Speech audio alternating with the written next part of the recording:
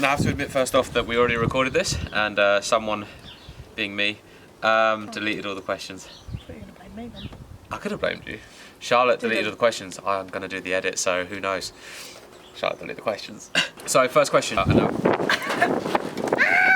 That was all going to come down. That was a lot. Who gives better hugs, you or Shah? Callum, because he's got bigger boobs. And I say Shah because I don't hug. True. What has been your favourite memory, favourite part of coaching? I'll answer first as I did last time as well. So my favourite, there's a specific one that has a lot of imagery for the general thing, which was at a World Championships with a client of mine where he pulled for the win, he won, we both cried, it was very emotional, I'm quite soft. But if you've been to many comps with me, you know that I've probably teared up at most of them, like a good 70%, because the job means a lot to me and I quite like it. So I'd say that every memory of those bits, and so favourite bit of coaching is always that, those little bits that are defining points for people that you get with a lot of them. I would say my favourite part of coaching is being part of those big milestone moments for people's lives, not only just coaching, but using powerlifting to get through things. Oh, this was Suns Out, Guns Out. And you can do the flex, because I'm just very pale. So, I look like Casper's cousin. Get tattoos, you don't need to tan then. Look at the fucking colour Look difference. at the tan! This one was to me. So if I bulk to the under 90s, he'll cut to the under 90s for a showdown. I would have to gain 13 plus kilos. No. First thing you want to do post lockdown? Go back to the gym, see all the members, do a normal day. Get up at 5. I would never thought I've said that. Get outside other than for my hour. I just want to go visit some of my mates who I haven't seen for a while, and I'm not going to be seeing for even longer than planned. I don't get to see a lot of my mates like once every few months normally, and so now it's once every several months. So yeah, just catching up with a few people. First place you'll go for a meal post lockdown. Where are you taking me? I think I said before, I just don't really care about specific restaurants or anything, so it'll probably end up being Nando's or Wagamama's. Fucking McDonald's. Actually probably McDonald's on the drive home from here when I eventually go back. Probably. Where would you pick?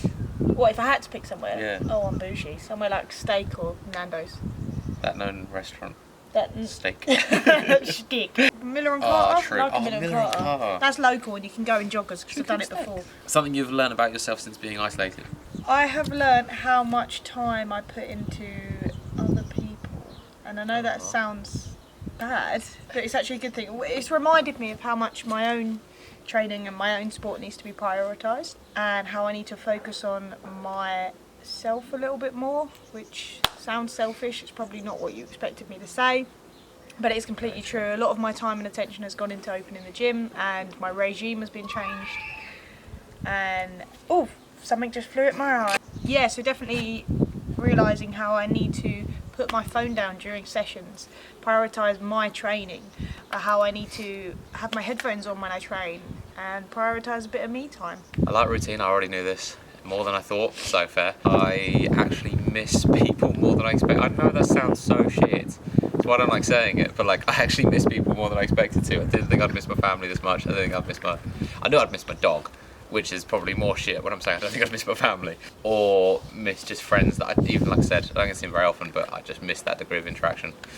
Question was, who's your best friend? I don't like to class one or two people as best friends, because I do think people come in and out of your life for a reason, and I'm very much someone who will meet someone and I could be best friends with them after 2 times meeting them. I don't like to class a best friend as just one person. For me, I would have said that I've got probably 5 or 6 people that are my close friends, but strangely I know people have exactly the same sort of thing. Everyone has lifelong friends. People most of the time are like, oh, who's your best friend? We went to primary school together. I don't have that. Most of my friends I've known for a short scope of time, minus one who I've known for probably 10 years. Other than that, most of my closest friends, 1.5 years, who've shown, I know that's not how you judge a friend, they've shown that they should be a best friend, but they've been with me through some of the hardest stuff in a short scope and been very, very good friends. I think some of my friends as well, like I have friends that I've had for 10 years plus and I rarely see. I might see them once every 6 months, but I will see them and it will be like we've been best friends and never not seen each other. And that's the type of person that will always be my friend. No, it's not him. I've known Shah for 1 year and now we live together. Good example of the whole thing. What's the best thing to happen to you this past week? Who have happened to me? What does that mean? What happened to you this week that was good? Oh, Callum gave me a sweet just a minute ago. I actually got 2 new clients yesterday in a day, which I know that sounds dramatic and in a normal setting it's not, but it's just nice to know that people was still interested in coaching and still interested in training in this scenario. So probably that or the sweet. Close. When your mum cooked shepherd's pie. Oh, that was nice. And That was then at so your... good. And then at my leftover shepherd's pie, that was fun. Some of the sessions where everyone just wanted to chat, the fucking podcast thing was really cool. That was one of my Yeah, highlights. yours would be the podcast. Surely. It's just always nice to like that sort of stuff. Or some of the phone calls that we've got to have, some really good chats with people. I think, yeah, it's just that interaction, like in the scenario, people doing things that you almost wouldn't expect them to do. Any habits you formed over lockdown that you think you'll keep up afterwards? Mum, we're actually filming the phone thing. So I'm usually on my phone throughout the entirety of the session because obviously our response times are really important to get back to clients as soon as possible. But we've both started doing and introducing into training is to look at the phone, answer questions before, say, squats, and then in between squats and bench, looking again once, and then putting it down for the rest of the session. So that's something that I find really difficult to when you're running a business and also looking after 100 plus people in the team.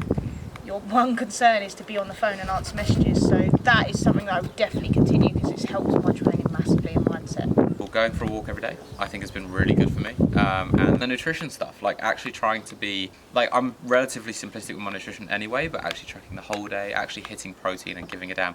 I think because I'm...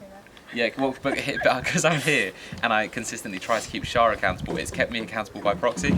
So whether that be in sessions being like, no, phone down, let's crack on. I would be on my phone as well, but because I'm trying to like, yeah, set an example, I keep doing the same thing. So the same sort of stuff, actually just being as good as it should be. There's one question that I'm going to answer quickly on behalf of both of us because we answered it the same way last time, which was what gets you motivated to train. We're shit examples of that because we like to train. So as soon as we think about training, as soon as it's like, we're going to train today, I'm like, okay, that's cool. That's probably the highlight of my day. Yeah, the moment we start a set, we're in.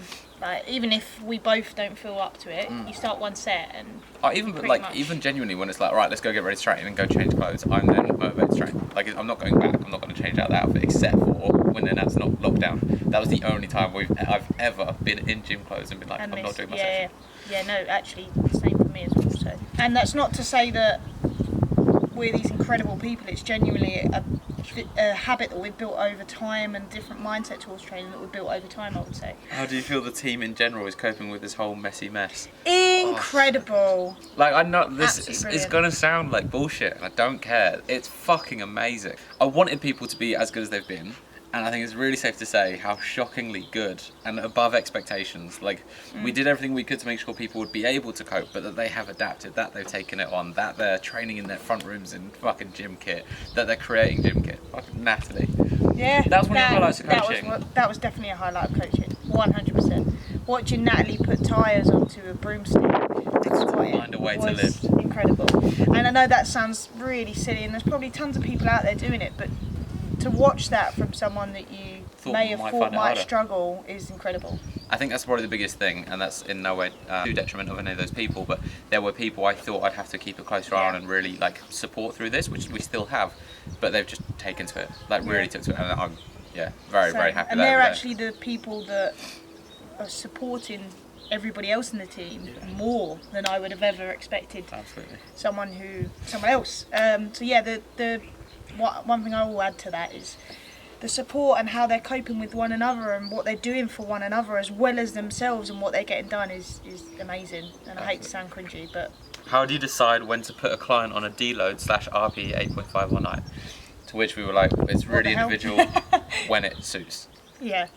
End of answer. Like, because basically, deload if there's demonstration that they're fatiguing, that their performance is poor, RP is going up even though the weight's not, that their recovery is poor, that they're negative, that they're taking on injury, then maybe deload. Otherwise, just when it suits the program, and RP8 or 9 when it suits the program. Basically, when it suits the person. When the fuck we want. Advice on keeping to a normal diet and not going through a tub of peanut butter a day, to which you said... Don't use don't use a small spoon, use a big spoon because you can't get to the bottom. Therefore, you will not eat the whole tub because you can't reach it. And my answer was, outside of using a ladle to eat peanut butter, that you make sure that you are eating to a relative routine regardless. Don't just eat when you're bored, make sure that you're eating certain meal times. A general routine will help with that. What should powerlifters prioritise if they didn't have access to equipment? So I would say just any of those things that are foundation or stepping away to a foundation of what you're trying to achieve. So whether that be looking back towards your GPP principles, making sure that you can tolerate some sort of workload when you come back to train if you're going into volume, or if you're looking at things like movement pattern or bracing patterns, because that's the stuff that you can be working on that will have a huge carryover. So they're probably my 3 basics. As a baseline, mobility could definitely be worked on. That's something that 9 times out of 10 most powerlifters struggle with in one way or shape or form, which goes back to movement pattern. Also, I would say, core brace pattern. There's still a lot you could be doing even with no equipment whatsoever, so it could still be relevant to your sport. I think without being a complete arse, but probably being a bit of an arse, if you come back from 3 months away and you still can't brace, you were fucking around a bit. That's not an arsehole, that's completely true. Yeah, like you have potentially 3 months, whatever it is, whether it's a month, and you still don't understand how to brace. Like, you had a lot of time to do that. Yeah, educate yourself within the sport. If you're telling me you don't have any room whatsoever to do absolutely anything, which I think is probably a lie, but if you can't do anything, you can still educate yourself in the field and in the sport. So you can still research, you can still learn how to do certain movement patterns like racing, learn how to understand what some of those cues mean, how to apply to understand lifting. cues. And even if you have to set yourself new goals, whether that be like your number of push-ups, your body composition and so on, they might not be things that directly correlate to your sport, but maintaining routine and motivation means that when this comes back around and you are able to train again, they're habits and character development that will last you a lifetime. 100%. The people who do adapt and put an effort into something now, they're probably the people that you should watch in the sport going forward. 100%. If you can train and keep your mindset on point through this time, there will be nothing that comes into your way that you cannot move past. And I will honestly put my hand on my heart from that. If you can train in your living room or in your bedroom and you can make an effective training session and be motivated to do so, there is no reason you won't be motivated in a gym.